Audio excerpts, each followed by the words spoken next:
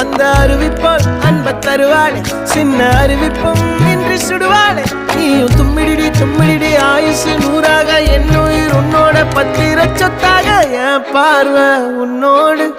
உன் பொம்மை கண்ணோடு பேசாமல் விண்ணோடு நாம் மிதந்து போவோம் காதாரா